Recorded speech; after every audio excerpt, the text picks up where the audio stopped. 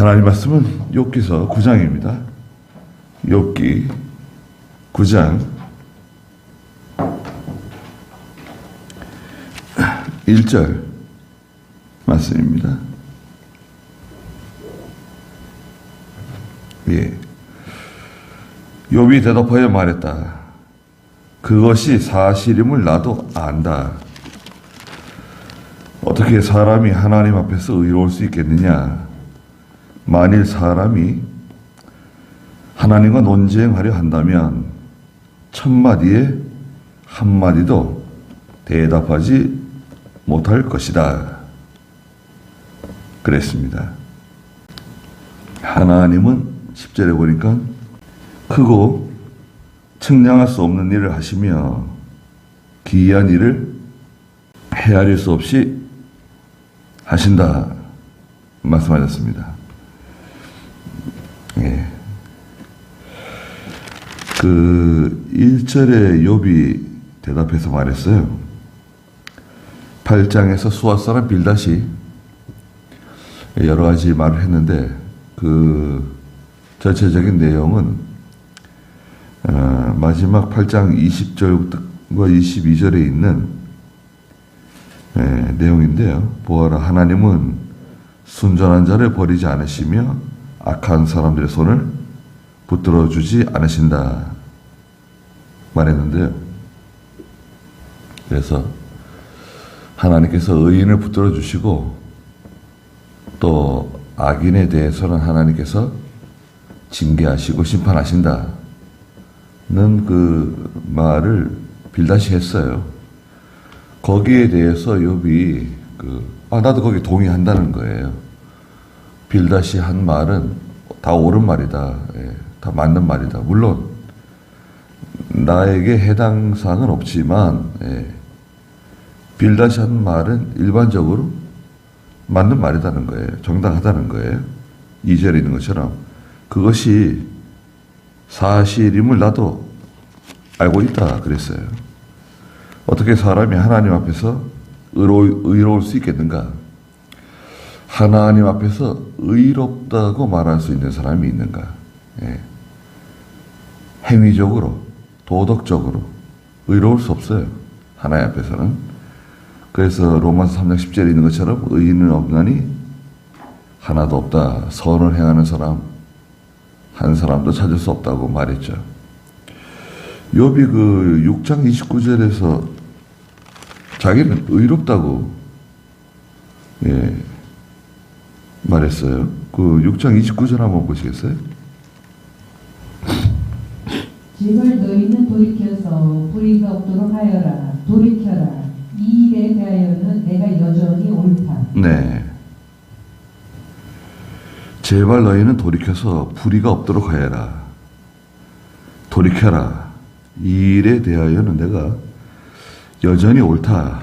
네. 욥이 스스로 말한 거예요. 자기가 나는 하나님 앞에서 아무리 생각해봐도 뭐 불의한 일을 한 적이 없다. 네. 또 불의한 일이 없다고 말했어요. 예. 사도 바울이 너희는 나를 본받는 사람, 나를 본받으라고 말했는데요. 그렇게 말하기가 쉽지 않죠. 네. 그만큼 모든 면에 바로 행한 겁니다. 욥이 물론 뭐 현미경처럼 들여다보고 아주 세밀하게 들여다보면 우린 다 죄가 있고 하나님 앞에 다 불의한 사람들이죠. 그러나 욥은 그 도덕적인 면에서 또 행위적인 면에서 볼 때 잘못한 게 없다는 거예요. 자기는 잘못한 게 없는데 왜 이런 일이 나한테 찾아왔는가, 거기에 대한 그런 궁금증을 가지고 있는 거죠. 3절에 만일 사람이 하나님과 논쟁하려 한다면 첫마디에 한마디도 대답하지 못할 것이다. 아니, 하나님하고 어떻게 우리가 논쟁할 수 있는가? 불가능하죠. 네. 논쟁, 하나님과 시시비비를 가릴 수 있느냐? 그럴 수 없어요. 감히 하나님 앞에 말할 수 없는 사람들입니다. 네. 이사야 1장에서도 하나님께서 아니 나하고 한번 논쟁을 한번 해보자. 그래 죄가 있는지 없는지 한번 나하고 따져보자. 네. 그런 말씀을 하시죠. 네. 하나님과는 논쟁할 수 없습니다. 4절에 그분은 마음이 지혜로우시고 힘이 강하시니 누가 거역하고도 온전할 수 있겠느냐. 네. 하나님은 하나님의 마음, 인간의 마음과 같은 그렇게 마음이 있으신 분이 아니시죠. 영이시니까. 근데 하나님의 지혜, 하나님의 지혜를 어디에 겨줄 수 있겠느냐. 또 얼마나 힘이 강하세요. 불가항력적이라 그러죠. 다른 표현을 할 수가 없어요. 하나님은 전지전능, 불가항력적인 인간이 감당할 수 없는 그런 지혜와 능력을 가지신 하나님이세요. 유일신이세요. 하나님 외에는 다른 신이 없죠. 네. 하나님께 굴복하는 사람이 이기는 사람이에요. 야곱이 하나님과 야복강에서 씨름을 했죠. 밤새 씨름을 했습니다. 야곱은 하나님께 살려달라는 거예요. 하나님 저를 살려주세요. 하나님은 야곱에게 회개하라는 거예요. 너는 회개해야 된다. 밤새 서로 줄다리기를 했습니다. 끝내 그 야곱이 굽히지 않고 나가니까 하나님께서 야곱의 환도뼈를 치셨죠. 그래가지고 뼈가 부러졌어요. 골절이 됐어요. 네. 환도뼈는 엉덩이뼈예요. 골반뼈입니다. 그래가지고 쩌뚝쩌뚝 절었어요. 제대로 걷지를 못했어요. 그러자 야곱이 하나님께 아이고 하나님 제가 잘못했습니다. 꼬꾸라졌죠. 그러자 하나님께서 야곱에게 네가 나를 이겼다 그러셨죠. 이스라엘이라고 하는 이름을 주셨죠. 하나님께 굴복하는 사람, 하나님께 엎드리는 사람이 하나님 이기는 사람이에요. 그 하나님의 지혜, 뱀같이 지혜롭고 하나님의 지혜를 받는 거예요. 뱀이 마귀의 지혜를 받아서 아담을 쓰러뜨린 것처럼 우리는 그 뱀과 같이 하나님의 지혜를 받아서 하나님의 능력을 받아서 세상을 이겨야 됩니다. 마귀를 이겨야 돼요. 우리의 개인의 힘, 내 개인의 지혜나 힘으로는 이 세상과 마귀를 이길 수가 없어요. 우리 아이들 그 점을 알려줘야 됩니다. 야, 우리가 아무리 하나님의 자녀를 하더라도 내 개인의 지혜나 힘으로는 세상을 이길 수가 없다. 마귀를 이길 수가 없다. 그럼 어떻게 되느냐? 하나님의 힘을 빌려서 하나님의 힘을 받아서 그 지혜와 힘으로 세상과 마귀를 이겨야 된다. 그럼 다 이길 수 있다. 다 감당할 수 있다. 누가 거역하고도 온전할 수 있겠느냐? 하나님 거역하고 나가면 결코 온전할 수 없어요. 지금은 뭐 잘 나가는 것 같고 지금은 다 끝난 것 같지만 하나님 거역하고 나가면 교만한 건데요. 거역은 교만해서 나오는 겁니다. 그 반항심, 대적하는 마음, 그 거역이거든요. 은근히 반항하는 거예요. 은근히 거절하는 거예요. 또 반면에 아주 노골적으로, 강하게, 노골적으로 거역하고 반항할 수도 있어요. 인간의 부패성에 나오는 건데요. 거역하면 하나님 반드시 그 징계하세요.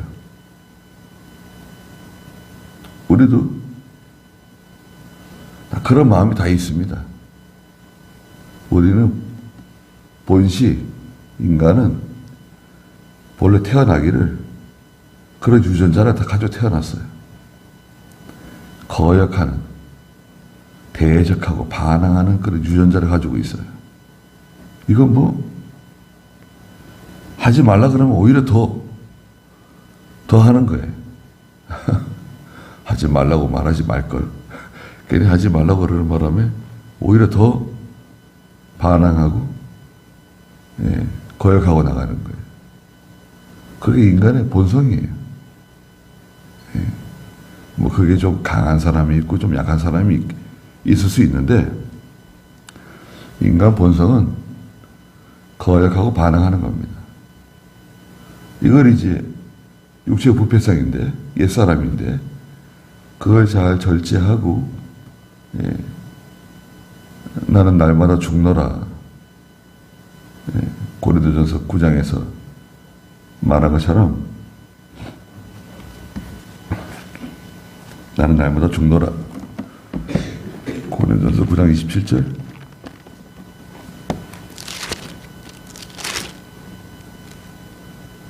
예. 한번 읽어보시겠어요? 고린도전서 9장 27절. 내가 내 몸을 쳐서 복종시키는 것은 내가 다른 이들에게 복음을 전한 후에 오히려 나 자신이 버림을 받지 않도록 하려는 것이다. 네. 같은 말씀인데요. 자기 몸을 쳐서 복종시키는 거예요. 날마다 죽는 거예요. 하나님 말씀 밑으로 자기를 쳐서 복종시켜야 돼요. 이게 이제 우리 몸이, 육체가 계속해서 그 거역하는 마음이 있기 때문에 하나님 말씀에 굴복하도록 쳐서 복종시켜야 된다. 5절에 하나님을 알지 못하는 사이에 산을 옮기시며 진노로 산을 무너뜨리시고 땅을 그 자리에 뒤흔드셔서 그 기둥들이 요동치게 하신다 그랬습니다. 알지 못하는 시간에, 알지 못하는 사이에 하나님께서는 산도 옮기시고 진노로 산을 무너뜨리세요. 산, 큰 세력이에요. 거대한 견고한 세력이에요. 네. 국가적인 세력, 통치자의 세력, 어떤 거대한 그런 단체, 무리, 집단, 어떤 그 세력이 있어요. 산과 같이 높고 권세가 있고 흔들리지 않는 것 같은데 하나님께서 알지 못하는 사이에 순식간에 산 다 제거해 버리세요. 참 산. 예. 우리나라에 고속도로가 많잖아요. 경부고속도로를 놓을 때는 시간도 없고 급하게 막 밀어붙여가지고요. 그 반대하는 사람이 많아가지고 김영삼, 김대중 들어눕고 막 그러고 고속도로가 웬 말이냐 그래가지고 이 고속도로 꼬불꼬불해, 좀 꼬불꼬불하죠, 경부고속도로가. 예. 그 뒤에 생긴 고속도로들이 그래도 고다졌는데요. 중부고속도로, 중앙고속도로, 내륙고속도로, 근데 보면은 이게 산 저 위에 거의 뭐 산 꼭대기로 고속도로가 쭉 나 있어요, 보면은. 동네는 저 밑에 있고, 마을은. 그 이제, 보상도 그렇고, 보상비가 이제 너무 많이 들어가니까, 산 위로, 고속도로가 막 산 위로 가 있잖아요. 그러니까 뭐 터널 뚫는 거예요. 네. 저 강원도 쪽으로 뭐, 고속도로들, 또 충청도 저 내륙 고속도로들, 저 산 위에 고속도로가 막 달리잖아요. 산 속으로. 대단해요. 그게 뭐 웬만한 산들은 다 그냥 밀어붙이는 거예요. 웬만한 산 다 밀어가지고 골짜기 다 메우고, 예. 너무 깊으면 다리 놓고, 예. 큰 산 나오면 터널 뚫어서 그냥, 예. 고두기를 만드는 거죠. 우리나라 터널 중에 제일 긴 터널이 한 11km가 돼요. 11km. 예. 일본의 어떤 소설에 9km짜리 터널이 있는데, 터널 들어갈 때는 여기 참 화창한 봄날 같은데, 터널 밖으로 나오면 눈의 나라가 이제 펼쳐지는 거예요. 네. 완전히 다른 세상이 이제 펼쳐지는데, 10km면 상당히 길죠. 11km. 아니, 터널이 11km예요. 저쪽 강릉 가는 고속도로. 얼마나 깁니까? 그 산 위에서 그냥 뚫은 거 아니에요. 웬만한 산들 하나님이 다 없애시는 거예요. 교만해지고 높아진 것들, 하나님 없이 견고하다고 자랑하고 뽐내고 그렇게 나가던 세력들. 이집트가 어디 갔습니까?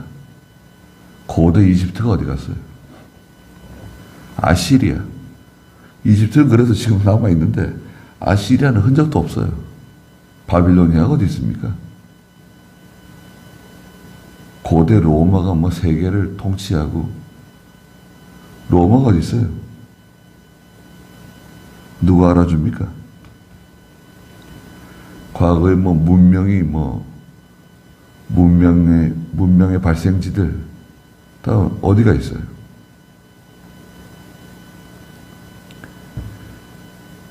아무리 큰 세력, 상고 같은 세력도 하나님이 다 제거하시는 겁니다.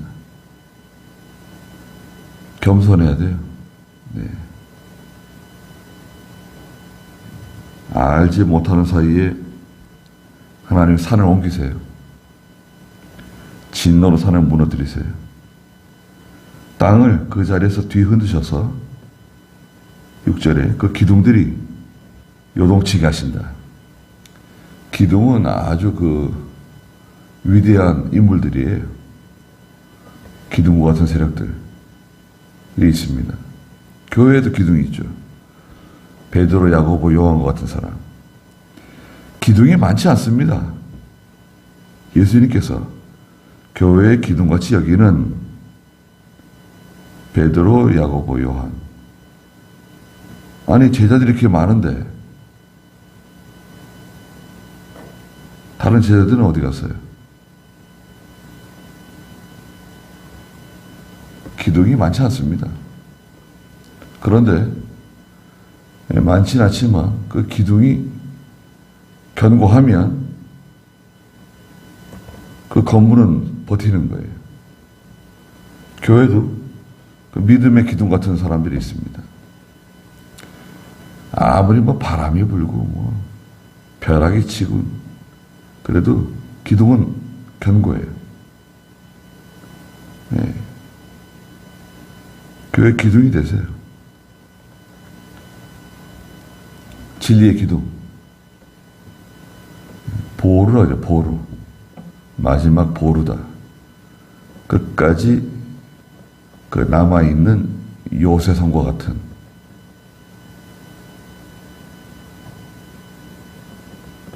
진리의 보루. 그런데 하나님께서 흔드시면, 자, 이게 무서운 건데, 하나님이 흔드세요. 이 세상의 기둥들을 요동친다는 거예요. 7절에 해에게 명령하셔서 뜨지 못하게 하시며 별들을 봉인하시고 홀로 하늘을 펼치시며 바다 물결을 밟으신다. 자연계도 하나님이 주장하세요. 자연계. 해, 달, 별, 바다 물결. 예.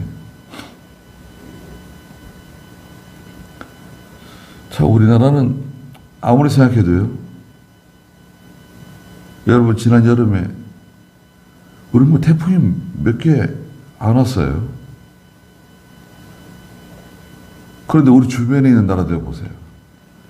뭐 태풍 때문에 일본, 뭐 저 대만, 중국 막 태풍 때문에 다 난리가 났는데 태국도 그렇고. 아 근데 우리는 분명히 우리 쪽으로 태풍이 올라온다 그랬는데 싹 비켜가요. 일본으로 가거나 중국으로 가거나.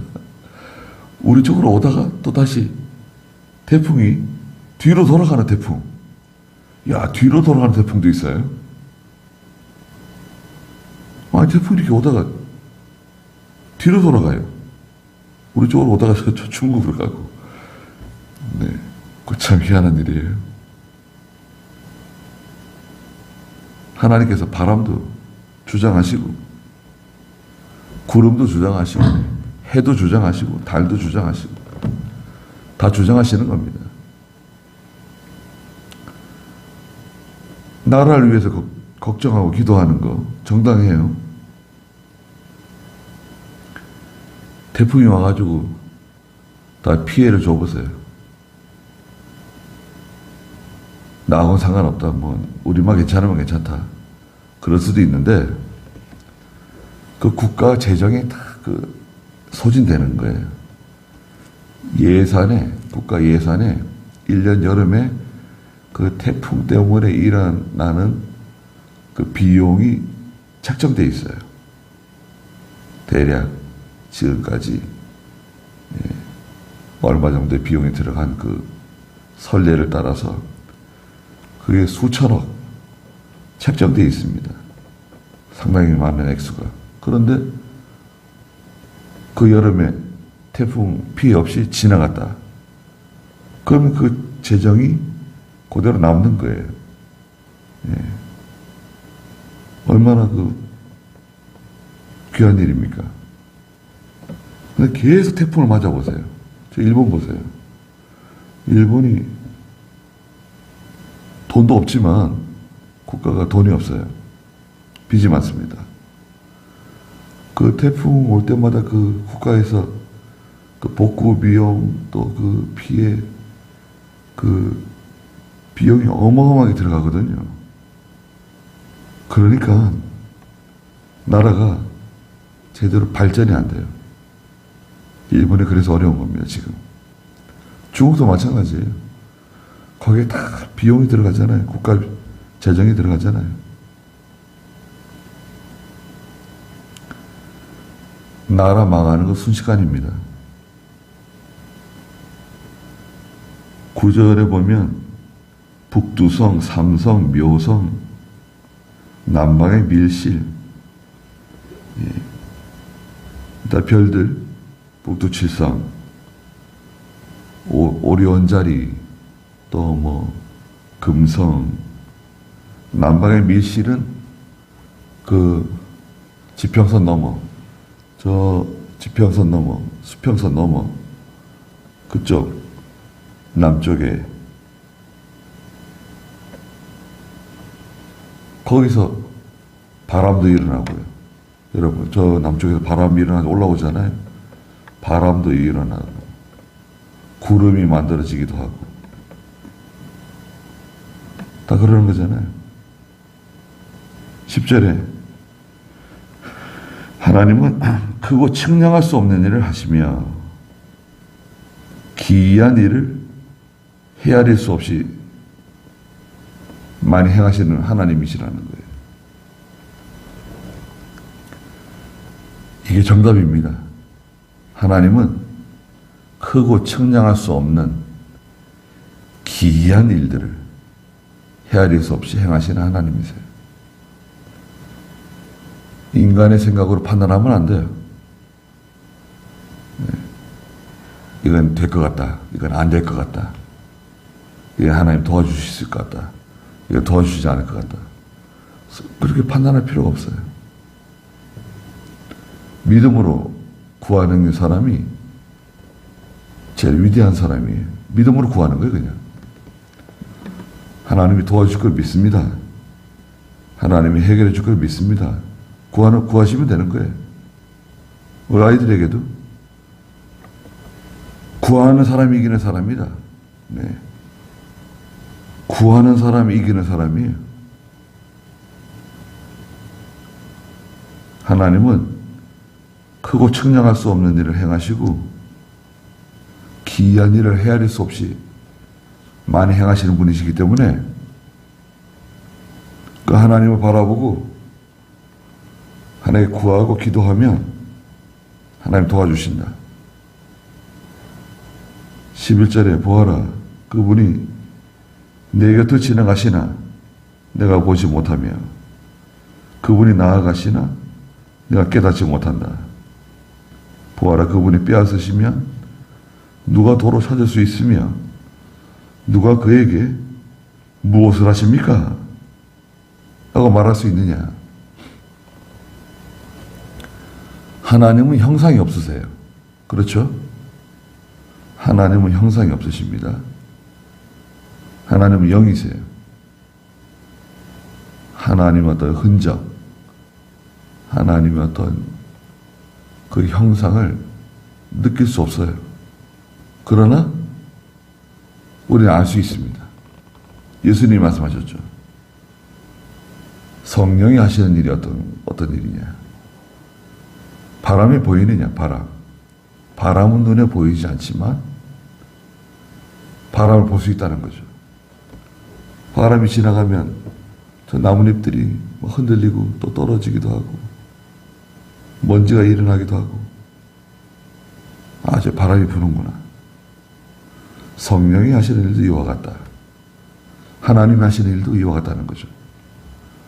하나님이 눈에 보이진 않지만 하나님이 하시는 일을 볼 수 있다는 거예요. 영적인 안목, 영적 통찰력을 가지고 하나님이 하시는 일, 나에 대해서 하나님이 나에 대해서 이렇게 인도하시는구나. 하나님 나를 이렇게 도와주시는구나.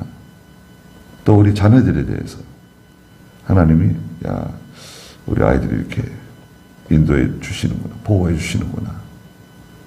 또 국가에 대해서도 하나님이 하시는 일을 이렇게 바라볼 수 있는 그런 영적인 통찰력을 가지면 좋죠. 다 알 수는 없어요. 하나님이 하시는 일을 다 알 수 없고 옆으로 지나가시지만 눈에 보이지 않고 또 하나님께 하나님 도대체 무슨 일을 하시는 겁니까? 왜 이렇게 하시는 겁니까? 그렇게 말할 수 없다는 거죠. 네. 이게 이미 이루어진 일 있잖아요. 이미 이루어진 일에 대해서는 우리가 하나님의 뜻이다 이렇게 생각하는 거예요. 현재 완료된 일, 이미 이루어진 일에 대해서는 하나님께서 이렇게 되는 것을 허락하셨는가 보다. 하나님께서 어떻게 하시는지 잘 모르겠지만 합력하여 선을 이루실 것이다 생각하고, 그게 현재는 좋지 않아 보이고 힘든 일이라도 하나님 반드시 도와주신다, 함께 하신다. 그걸 믿고 나가면 돼요. 반드시 도와주세요. 건져주세요. 네. 하나님이 허락하지 않은 일은 우리에게 일어나지 않는다. 네. 하나님이 허락하지 않은 일은 나에게 일어나지 않는다. 그걸 알고 회개할 게 있으면 회개하면 돼요. 하나님 바라보고. 거기까지 하죠.